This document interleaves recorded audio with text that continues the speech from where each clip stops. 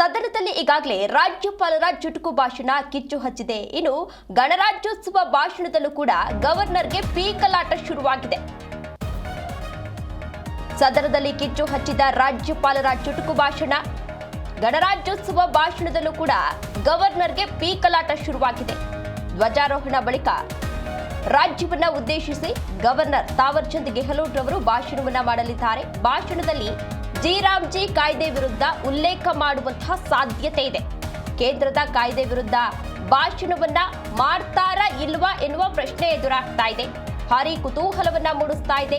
ರಾಜ್ಯಪಾಲ ತಾವರ್ ಚಂದ್ ಗೆಹ್ಲೋಟ್ ರವರ ನಡೆ ಇದೀಗ ಜಂಟಿ ಅಧಿವೇಶನ ಬಳಿಕ ಗಣರಾಜ್ಯೋತ್ಸವ ಭಾಷಣ ಪೀಕಲಾಟದಲ್ಲಿ ಗವರ್ನರ್ ಅವರು ಈಗಾಗಲೇ ಸಿಲುಕಿಕೊಂಡಿದ್ದಾರೆ. ಸೋಮವಾರ ಜನವರಿ 26ರಂದು 77ನೇ ಗಣರಾಜ್ಯೋತ್ಸವ ಆಚರಣೆ ಇದೆ. ರಾಷ್ಟ್ರಧ್ವಜ ಆರೋಹಣೆಯನ್ನ ನೆರವೇರಿಸಿ ಗೌರವ ವಂದನೆಯನ್ನ ಸ್ವೀಕರಿಸಲಿದ್ದಾರೆ ರಾಜ್ಯಪಾಲರು. ಅದಾದ ಬಳಿಕ ಭಾಷಣವನ್ನ ಮಾಡಬೇಕು. ಈಗಾಗಲೇ ಜಂಟಿ ಅಧಿವೇಶನದಲ್ಲಿ ಕೊನೆಯ ಸ್ಟಾರ್ಟಿಂಗ್ ಒಂದು ಪ್ಯಾರಾ, ಲಾಸ್ಟ್ ಒಂದು ಪ್ಯಾರಾ ಓದ್ಬಿಟ್ಟು ಜೈಕಾರವನ್ನ ಕೂಗಿ ಈಗಾಗಲೇ ರಾಜ್ಯಪಾಲರು ಸಭೆಯಿಂದ ಹೋಗಿದ್ರು. ಈಗ ಗಣರಾಜ್ಯೋತ್ಸವ ದಿನ ಏನು ಮಾಡ್ತಾರೆ ಎನ್ನುವ ಪ್ರಶ್ನೆ ಎದುರಾಗ್ತಾ ಇದೆ. ರಾಜ್ಯಪಾಲರು ಅಧಿವೇಶನದಲ್ಲಿ ಭಾಷಣ ಮಾಡುವಂತಹ ಅವಕಾಶವನ್ನ ಅಥವಾ ಭಾಷಣ ಮಾಡುವಂತಹ ವಿಷಯದಲ್ಲಿ ಮೊದಲನೇ ಮತ್ತು ಕೊನೆಯ ಪ್ಯಾರವನ್ನ ಓದಿ ಭಾಷಣವನ್ನ ಮಂಡಿಸಿದ್ರು. ಅದಕ್ಕೂ ಮೊದಲು ರಾಜ್ಯ ಸರ್ಕಾರಕ್ಕೆ ಅದರ ಗಮನಕ್ಕೆ ತಂದಿದ್ರು. ಹಾಗಾಗಿ ರಾಜ್ಯ ಮತ್ತು ಕೇಂದ್ರ ಸರ್ಕಾರದ ನಡುವಿನ ವ್ಯವಹಾರಗಳ ವಿಚಾರದಲ್ಲಿ ಆಗಿರುವಂತಹ ಒಂದು ಬೆಳವಣಿಗೆ. ಹಾಗಾಗಿ ರಾಜ್ಯಪಾಲರು ಈ ಒಂದು ನಾಳೆ ನಡೆಯುವಂತ ಅಥವಾ 26ರಂದು ನಡೆಯುವಂತ ಗಣರಾಜ್ಯೋತ್ಸವ ಪೆರೇಡ್ ನಲ್ಲಿ ಅವರು ರಾಜ್ಯ ಸರ್ಕಾರ ಸಿದ್ಧಪಡಿಸಿರುವ ಭಾಷಣವನ್ನು ಸಹ ಓದಬೇಕಾಗತ್ತೆ.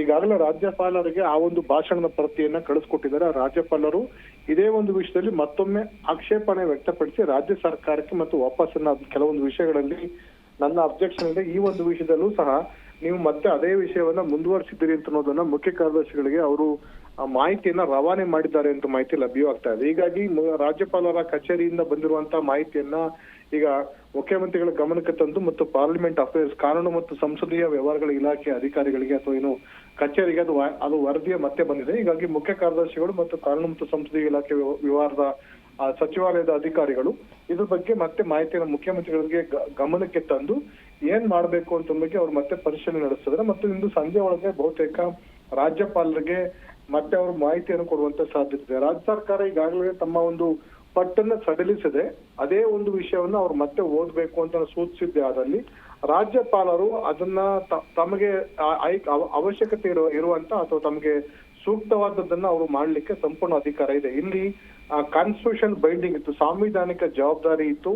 ವಿಧಾನ ಸಭೆ ಮತ್ತು ವಿಧಾನ ಪರಿಷತ್ನ ಜಂಟಿ ಅಧಿವೇಶನ ಉದ್ದೇಶಿಸಿ ಮಾತನಾಡುವ ಸಂದರ್ಭದಲ್ಲಿ ಆದ್ರೆ ಈ ಒಂದು ಬಹಿರಂಗ ಸಭೆಯಲ್ಲಿ ಅಥವಾ ಏನು ಗಣರಾಜ್ಯೋತ್ಸವ ಪೆರೇಡ್ ನಲ್ಲಿ ಧ್ವಜಾರೋಹಣೆ ನೆರವೇರಿಸಿ ಅವರು ಧ್ವಜವಂದನೆ ಸ್ವೀಕರಿಸಿದ ನಂತರ ಅವರು ಮಾತನಾಡ್ಲಿಕ್ಕೆ ರಾಜ್ಯ ಸರ್ಕಾರ ಕೊಟ್ಟಿರುವಂತ ಕಂಟೆಂಟ್ ಅನ್ನ ಅಥವಾ ರಾಜ್ಯ ಸರ್ಕಾರ ಕೊಟ್ಟಿರುವ ಸಿದ್ಧಪಡಿಸುವ ಭಾಷಣವನ್ನೇ ಓದ್ತಾರೆ.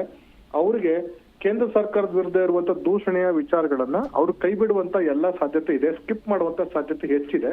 ಹೀಗಾಗಿ ರಾಜ್ಯ ಸರ್ಕಾರಕ್ಕೆ ಮತ್ತೆ ಮನವಿಯನ್ನ ಒಂದು ಮಾಹಿತಿಯನ್ನ ರವಾನೆ ಮಾಡಿದ್ದಾರೆ. ಹಾಗಾಗಿ ಮುಖ್ಯ ಕಾರ್ಯದರ್ಶಿ ಕಚೇರಿಯಿಂದ ಇದ್ರ ಬಗ್ಗೆ ಇನ್ನೂ ಸಹ ಸ್ಪಷ್ಟನೆ ಬಂದಿಲ್ಲ ಅಂತ ಮಾಹಿತಿ ಲಭ್ಯವಾಗ್ತಾ ಇದೆ.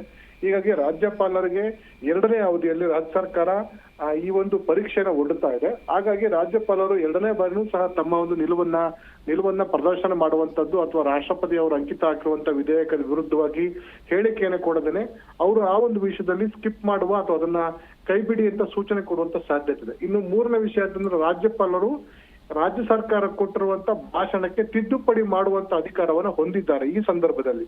ಯಾಕೆ ಅಧಿವೇಶನದಲ್ಲಿ ಆರತಿ ಮಾಡ್ಲಿಕ್ಕೆ ಅವಕಾಶ ಇರ್ಲಿಲ್ಲ. ಆದ್ರೆ ರಾಜ್ಯಪಾಲರು ಬಹಿರಂಗ ಭಾಷಣವಾಗಿರೋ ಕಾರಣಕ್ಕೋಸ್ಕರ ಮತ್ತು ರಾಜ್ಯದ ಪ್ರತಿನಿಧಿ ಆಗಿರೋ ಕಾರಣಕ್ಕೋಸ್ಕರ ಅವರು ತಮ್ಮ ಭಾಷಣವನ್ನ ಕೇಂದ್ರ ಸರ್ಕಾರದ ಯೋಜನೆಗಳ ಬಗ್ಗೆ ಅವರು ಘೋಷಣೆಯನ್ನ ಕೇಂದ್ರ ಸರ್ಕಾರದ ಯೋಜನೆಗಳ ಬಗ್ಗೆ ಅವರು ಅಧಿಕೃತವಾಗಿ ಪ್ರಕಟ ಮಾಡುವ ಸಂದರ್ಭದಲ್ಲಿ ಸೇರ್ಪಡೆ ಮಾಡ್ಕೊಳ್ಳಿಕ್ಕೂ ಅವಕಾಶ ಇದೆ. ಹೀಗಾಗಿ ಈ ಒಂದು ರಾಜ್ಯ ಸರ್ಕಾರ ಕೊಡುವಂತ ಭಾಷಣವನ್ನ ತಿದ್ದುಪಡಿ ಮಾಡ್ಲಿಕ್ಕೂ ಅವಕಾಶ ಇದೆ. ಅದರ ರಾಜ್ಯಪಾಲರು ಮತ್ತೆ ಸಂಘರ್ಷದ ಹಾದಿಯನ್ನು ಹಿಡಿಯದೆ ಈ ಒಂದು ವಿಷಯದಲ್ಲಿ ರಾಜ್ಯ ಸರ್ಕಾರಕ್ಕೆ ಈಗೇನು ಮಾಹಿತಿಯನ್ನು ರವಾನೆ ಮಾಡಿದ್ದಾರೆ ಆ ಒಂದು ವಿಷಯವನ್ನ ಸ್ಕಿಪ್ ಮಾಡಿ ಮತ್ತೆ ಓದುವಂತ ಸಾಧ್ಯತೆ ಇದೆ. ಹೀಗಾಗಿ ರಾಜ್ಯ ಸರ್ಕಾರ ಮತ್ತೆ ರಾಜ್ಯಪಾಲರಿಂದ ಕೇಂದ್ರ ಸರ್ಕಾರದ ವಿರುದ್ಧ VBG ರಾಮ್ಜಿ ಇರ್ಬೋದು ಅಥವಾ ಮನ್ರೇಗಾ ಕಾಯ್ದೆ ಜೊತೆಗೆ GST ಇರ್ಬೋದು, ಕೇಂದ್ರ ಸರ್ಕಾರದ ಅನುದಾನಗಳಿರ್ಬೋದು, ಕೇಂದ್ರ ಮತ್ತು ರಾಜ್ಯ ಸರ್ಕಾರಗಳ ಜಂಟಿ ಪ್ರಾಯೋಜಕತ್ವ ನಡೆಯುವಂತ ಯೋಜನೆಗಳಿರ್ಬೋದು ಮತ್ತು ಬರ್ಬೇಕಾದಂತ ರಾಜ್ಯ ಸರ್ಕಾರಕ್ಕೆ ಬರ್ಬೇಕಾದಂತ ಡೆವಲ್ಯೂಷನ್ ಆಫ್ ಫಂಡ್ ಇರ್ಬೋದು ಮತ್ತು ಇತರ ಅನುದಾನಗಳ ಬಗ್ಗೆ ಕೇಂದ್ರ ಸರ್ಕಾರ ತಾಳಿರುವಂತ ನಿಲುವನ್ನ ಖಂಡಿಸುವಕ್ಕೆ ಎಲ್ಲ ಅವಕಾಶವಿತ್ತು. ಹೀಗಾಗಿ ಮತ್ತೆ ಸಂಘರ್ಷ ವಾತಾವರಣಕ್ಕೆ ಅವಕಾಶ ಕೊಡೋದು ಬೇಡ. ಈಗ ಈಗಾಗಲೇ ಒಂದು ಬಾರಿ ಆಗಿದೆ ಅಂತ ಅನ್ನೋ ಕಾರಣಕ್ಕೋಸ್ಕರ ರಾಜ್ಯಪಾಲರು ಮತ್ತೆ ಎಚ್ಚರಿಕೆಯನ್ನು ವಹಿಸಿಕೊಂಡು ಮುಖ್ಯ ಕಾರ್ಯದರ್ಶಿಗಳಿಗೆ ರವಾನೆ ಮಾಡಿದ್ದಾರೆ.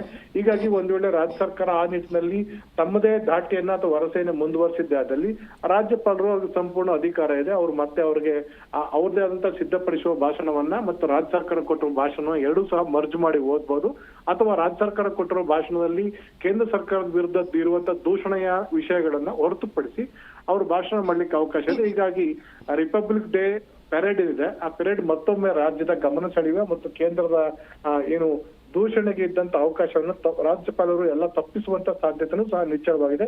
ಹೀಗಾಗಿ ಮತ್ತೊಂದು ರಾಜಕೀಯ ಹೋರಾಟದ ಮಜಲನ್ನ ಈ ಒಂದು ವಿಚಾರನೂ ಸಹ ಪಡೆದುಕೊಳ್ಳುವಂತ ಸಾಧ್ಯತೆ ಸ್ಪಷ್ಟವಾಗಿ ಗೋಚರಿಸ್ತಾ ಇದೆ. ಓಕೆ, ಧನ್ಯವಾದ ರಾಜಪ್ಪ ತಮ್ಮೆಲ್ಲ ಡೀಟೇಲ್ಸ್ಗಾಗಿ.